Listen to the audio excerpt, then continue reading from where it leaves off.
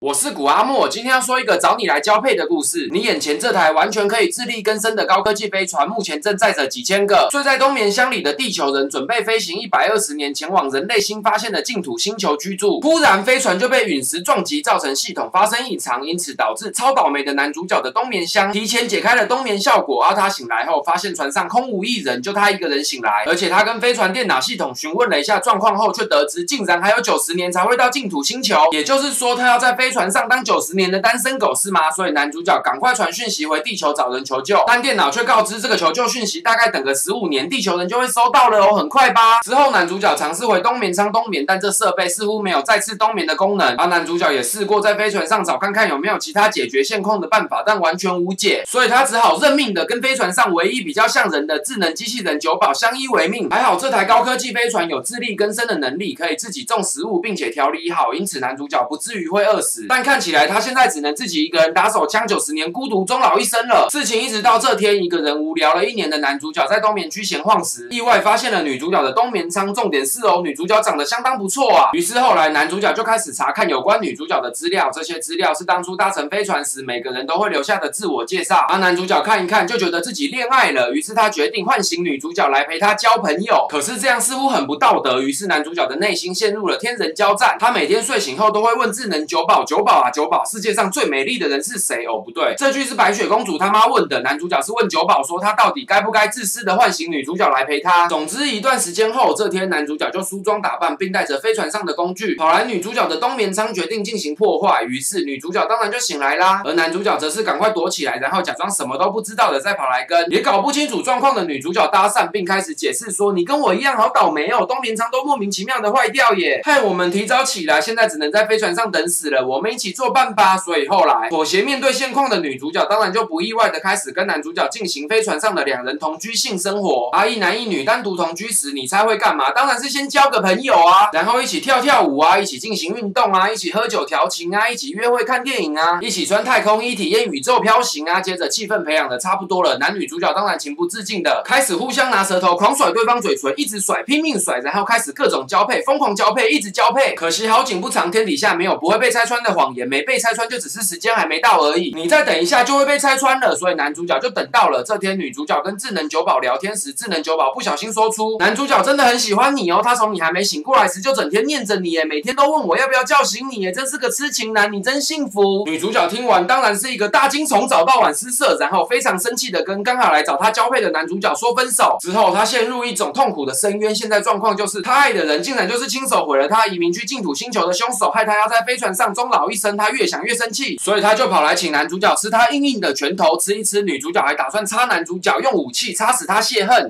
不过她当然下不了手嘛，所以她就哭奔的跑走了，然后选择再也不理男主角。还好没过多久，一个维修部的工具男也醒了过来，而他听完男女主角解释来龙去脉后，推估飞船应该是发生不为人知的损毁，才会导致有高达3个人的不可能失效冬眠舱失去冬眠效果。于是他带着男女主角来到系统管理室，开始调查状况，发现问题是出在2年前，就是男主角醒来的那次，飞船被陨石撞坏，才开始发生异常的。接着3人来到飞船引擎区，准备研究哪边损毁，要赶快修好，不然怕发生更多问题。忽然工具男就昏倒了，而男女主角把他送到医疗舱诊断后，却得知工具男全身器官衰竭，快死了。原因大概是他的冬眠舱损毁很长一段时间，没办法照顾冬眠时的工具男的身体，才导致他醒来时器官都已经坏了。反正最后工具男就劝男女主角相依为命，一起活下去，然后赶快去把飞船修好。说完他就死了。他就只是个用来让男女主角感情恢复的工具嘛，才刚出场就离场了，下去领罐头吧。接着飞船系统开始发生崩溃，失去电力、动力、重力，反正一片混乱。而男女主角则是赶快跑往飞船引擎区，然后顺利发现原来是能源装置附近当初有被陨石击破，造成气压外漏之类的，才导致飞船出问题。2人随便修好破洞，以为可以安享天年时，却又发现能源区的废气能源排放功能竟然也损毁，导致废气能源没办法排放出去，一直累积在飞船上，这才是造成飞船系统异常的真凶。接着男主角发现排放废气能源的闸门从外面被卡住了，所以他只好穿上太空衣，来到飞船外，打算从外面打开排放废气能源的闸门，结果一波未平一波又起啊！闸门当初也被陨石打成故障，现在必须有人手动按着开关才能启动，陨石戏份真的好多。于是男主角决定牺牲自己，留在这边启动闸门，并呼叫女主角启动排放功能，把废气能源排掉。而女主角当然不忍心嘛，这样子做男主角也会被废气能源喷死的。反正最后为了别拖戏，男主角就说服女主角以大局为重的让她启动动了排放功能，于是所有废气能源倾泻而出，冲向男主角所在的闸门。但男主角有主角光环护体，所以完全没被眼前看起来一定能喷死人的能量喷死，他只是被喷到远方飘走而已。不过至少飞船的危机算是解除了，所以换女主角赶快也穿太空衣出来，把漂流在太空中的男主角救回飞船。但没想到救回来时，男主角已经因为太空衣破裂、氧气外漏、缺氧而死了。还好主角都有2条命，加上男主角不想拖戏，所以女主角用急救箱帮他随便救了几下，男主角就醒来。女主角也好开心，她发现自己还是非常爱男主角的。最后男主角发现医疗舱可以让一个人冬眠，他叫女主角去冬眠当做道歉，但你懂的嘛，女主角哪舍得男主角一个人孤独终老一生啊，所以他就也不冬眠的陪男主角过了几十年。等到高科技飞船要到净土星球，其他船上的人都醒来时，当然只看到被死去的男女主角搞得一团乱的飞船，跟女主角把所有事写下来的小说，故事就结束了。看完这个故事，我们明白